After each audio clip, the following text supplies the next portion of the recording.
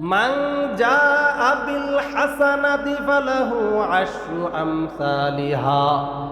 আমার আল্লাহ ডেকে বলেন, নবীজি, মানুষ যদি কোনো নেক আমল করে আমি আল্লাহ তাকে 10 গুণ বৃদ্ধি করে দেই। কেউ যদি রমজানে 30টা রোজা রাখে আমি আল্লাহ 300 রোজার সওয়াব লেখে ধন্য করি। কেউ যদি শাওয়াল মাসে 6টা রোজা রাখে, মান সামা রমাদানা সুম্মা আতবাআহু সিত্তাম মিন শাওয়াল কানা কাসিয়ামি দাহরি কুল্লিহি। কেউ যদি রমজান মাসে রোজা রাখার পরে শাওয়াল মাসে 6টা রোজা রাখে, কে যেন কেমন জানি সে সারা বছর রোজা রাখলো, আর আমি আল্লাহ সারা বছর রোজা রাখার সওয়াব লেখে ধন্য করব। সুবহানাল্লাহ। ইয়া আইয়ুহাল্লাযীনা আমানু কুতিবা আলাইকুমুস সিয়ামু কামা কুতিবা আলাল্লাযীনা মিন ক্বাবলিকুম লাআল্লাকুম তাত্তাকুন। আল্লাহ রাব্বুল আলামিন ডাক দিয়ে বলেন, নবীজি, কেউ যদি রমজান মাসে রোজা রাখে তাহলে আমি আল্লাহ তাকে তাকওয়াওয়ান বানায় দিব। কারণ আমি আল্লাহ এই রোজা শুধু কেবলমাত্র তোমাদের জন্য ফরজ করি নাই, আমি আল্লাহ তোমাদের পূর্বপতিদের জন্য রোজা ফরজ করেছিলাম, তোমাদের জন্য ফরজ করলাম, যাতে করে তোমরা তাকওয়াবান হতে পারো, পরহেজগার হতে পারো। এ দুনিয়ার মানুষ, আমরা রমজান পাইলাম, রমজানের পরে আল্লাহ তাআলা হায়াত শাওয়াল পর্যন্ত পৌঁছায় দিয়েছে। এই জন্য আমরা শাওয়াল মাসে রোজা রাখব। বাবা গো, এই হলো তাকওয়া অর্জন করার মাস আমাদের সামনে চলতেছে। নবীজি সাল্লাল্লাহু আলাইহি সাল্লামের কাছে এক যুবক ডাক দিয়ে বলেন, নবী গো, ইয়া রাসূলুল্লাহ, ইয়া হাবিবাল্লাহ, আমি অন্যায় করি, অবিচার করি, আমি মানুষের প্রতি জুলুম করি, আমি মানুষের সম্পদ ধ্বংস করি, আমি মানুষের গীবত করি, শিকায়েত করি। ওগো নবী, আমার পক্ষে একই সঙ্গে এতগুলো গুনাহ ছাড়া আমার দ্বারা সম্ভব নয়। নবীজি, আপনি আমাকে এমন কিছু আমল বলে দেন, অথবা এমন একটা গুনাহ ছাড়ার কথা বলে দেন যেন আমি আস্তে আস্তে সব গুনাহ ছাড়তে পারি। নবীজি ডাক দিয়ে বলে, ও সাহাবীরে, তুমি নিয়ত করো আজকে থেকে আর কোনো মিথ্যা কথা বলবা না। সাহাবী ডেকে বলে, নবীজি, আমি যদি নিয়ত করি আর কোনোদিন মিথ্যা কথা বলবো না, তাহলে কি? নবীজি ডেকে বলেন, সাহাবী, সর্বপ্রথম তুমি এই আমল করো, আর কোনোদিন মিথ্যা বলবা না, এই আমলটাই তোমাকে গুনাহ থেকে ফিরাবে। সাহাবী এইবার নবীজির হাতে হাত রেখে ওয়াদা করলো, নবীজি, আমি আর কোনোদিন মিথ্যা কথা বলবো না। এই সাহাবী বাড়িতে আসার পর মদের বোতল হাতের মধ্যে নিলেন, গ্লাসের মধ্যে মদ ঢাকলেন।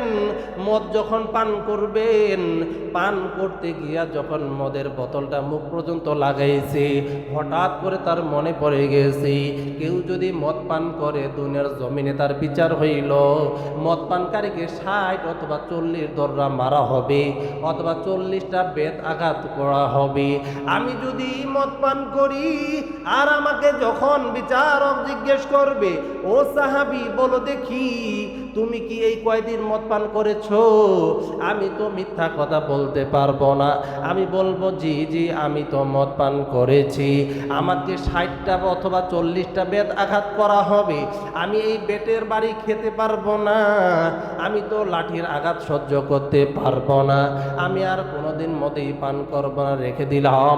এইবার সাহাবী রাস্তা দিয়ে হেঁটে যায়, সুন্দরী রমণীকে দেখিয়া যুবকের মনের মধ্যে কামনা বাসনা শুরু হইল। এই জন্য আমি বহুবার বলেছি, এ চর্বভক্তি বলির বাবা রে, আপনাদের ঘর যাদের রাস্তার পাশে আছে, আপনাদের যাদের ঘরের জানালা রাস্তার পাশে আছে, আপনাদের জানালাগুলোর মধ্যে আপনারা পর্দা লাগাবেন। কারণ আপনারা যদি পর্দা না লাগান, মাগরিবের পরে অথবা এশার পরে অথবা রাত 10টার পরে বাইরে থেকে কেউ দাঁড়ায় আছে কিনা দেখা যায় না। আপনি যখন ঘরের দরজার জানালা লাগার মধ্যে পর্দা লাগাবেন না, মানুষগুলোর গভীর রজনীতে গতিতে ফুসকি মাইরা মাইরা ওই দরজার দিকে তাকাবে, ওই জানালার দিকে তাকাবে, আপনার বিবির চেহারার দিকে তাকাবে, অথবা আপনার মেয়ের দিকে তাকাবে, অথবা আপনার বিবি অথবা মায়ের চেহারার দিকে তাকাবে, আপনার ওই আত্মীয় স্বজনদের বডির দিকে তাকাবে, তারা চোখের জেনা করবে। এই জন্য আপনাদেরকে আমি বলেছি, ও আমার চোরভক্ত বলির বাবারা, আপনাদের ঘরের মধ্যে আপনারা বড় বড় পর্দা লাগাবেন। যাদের বাড়ি রাস্তার পাশে তারা অবশ্যই অবশ্যই জানালা লাগায় রাখবেন, কারণ চোখের হেফাজত করার দায়িত্ব আপনার। চোখের দায়িত্ব যেমন আপনার, অন্য কেউ গুনাহ থেকে বাঁচানোর দায়িত্ব আপনার। কথা বলুন ঠিক কিনা? সাহাবী রাস্তা দিয়ে হেঁটে যায়, সুন্দরী রমণীকে দেখার পর এই সাহাবীর মনের ভিতরে কামনা বাসনা শুরু হয়ে গেল। তার মনের ভিতরে চলে আসলো, এই মহিলার সঙ্গে আমি কথা বলবো, আস্তে আস্তে এই মহিলার সঙ্গে আমি সাক্ষাৎ করব। এমন সময় মাথার মধ্যে চলে আসলো, হায় রে, আমি যদি এই মহিলার দিকে দীর্ঘ সময় তাকায় থাকি, একটু পরেই তো তার প্রতি আমার প্রেম জাগ্রত হবে, তার নাম্বার নিতে মন চাইবে, তার সঙ্গে কথা বলতে মন চাইবে। এমন হতে পারে আমাকে গুনাহের কাজে জড়িত হতে পারে, এমন হতে পারে আমি তার সঙ্গে জেনায় জড়িত হব, মানুষ দেখে ফেলবে, আমার উপরে হুকুম জারি হয়ে যাবে। তুমি যেই তো জেনা করেছ, তুমি যেই তো এখনো বিবাহ করো নাই, তোমাকে 180 অথবা 80 অথবা 100 বেতাঘাত করা হবে। আমি তো ওই লাঠির বাড়ি খেতে পারবো না, আমি তো ওই আঘাত সহ্য করতে পারবো না, আমি আর ওই মহিলার দিকে তাকাবো না। কারণ আমার নবী যখন প্রশ্ন করবে, এসা আমি বলো দেখি, তুমি কি চোখ দিয়ে কোনো বেগানা নারীর দিকে তাকাইছো? কোনো বেগানা মহিলার দিকে কি তুমি তাকাইছো? ওই সময় তো আমি মিথ্যা বলতে পারবো না, আমাকে অবশ্যই সত্য বলতে হবে। সুতরাং আমি আর ওই মহিলার দিকে তাকাবো না। এইভাবে আল্লাহ রাব্বুল আলামিন তাকে 2টা গুনাহ থেকে বাঁচাইলেন। 3 নম্বরে এই মানুষ যখন মসজিদে আরব গেলেন, মসজিদে গিয়া দেখে একজন মুসাফির মানুষ থলির মধ্যে স্বর্ণ মুদ্রা নিয়ে ঘুমাইয়া বালিশ বানাইয়া রইছে।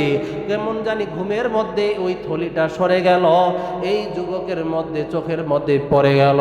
সে যখন স্বর্ণ মুদ্রা থলিটা দেখেছে, সে বলে, হায় রে, আমি যদি এই স্বর্ণ মুদ্রা চুরি করি তাহলে তো আমি বড় লোক হয়ে যাব, আমার জীবন পরিচালনা করার জন্য যথেষ্ট হবে, আমি এই থলিটা চুরি করব, আমি এই স্বর্ণ মুদ্রা চুরি করব। এ মুসলমানে বাবাজি, আমরা অনেকে আমাদের বটগুলো এই জায়গায় রেখে যাই, আমাদের জিনিসপত্রগুলো নদীর কিনারায় রেখে যাই, অনেকেই অনেক কিছু খুলে নিয়ে আসি, অনেকে আমরা হগলাগুলো চুরি করে নিয়ে আসি, অনেকে চাটাইগুলো চুরি করে নিয়ে আসি, অনেকে আমরা মালিকের অনেক ক্ষতি করে ফেলি। না রে বন্ধু, না না, চুরি করলে কেমন শাস্তি দেখে নেন। এই লোকটা চুরি করার জন্য হাত বাড়াইছে, হঠাৎ করে তার মনে পড়ে গেছে, আমি যদি এই স্বর্ণ মুদ্রা চুরি করি আর নবীজি যদি ডেকে বলে, ও সাহাবী, তুমি কি কারো কোনো কিছু চুরি করেছো? আমি নবীজির কাছে ওয়াদা করেছি আমি কখনো মিথ্যা কথা বলবো না।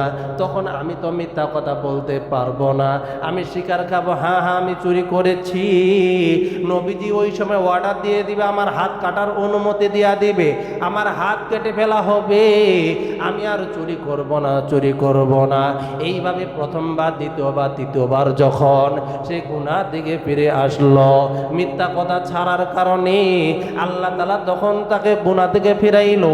আমার এই কিতাবের মধ্যে পাওয়া যায়, এই সাহাবীকে আল্লাহ তাআলা অটোমেটিক তামাম গুনাহ থেকে ফিরাইছে। সুবহানাল্লাহ।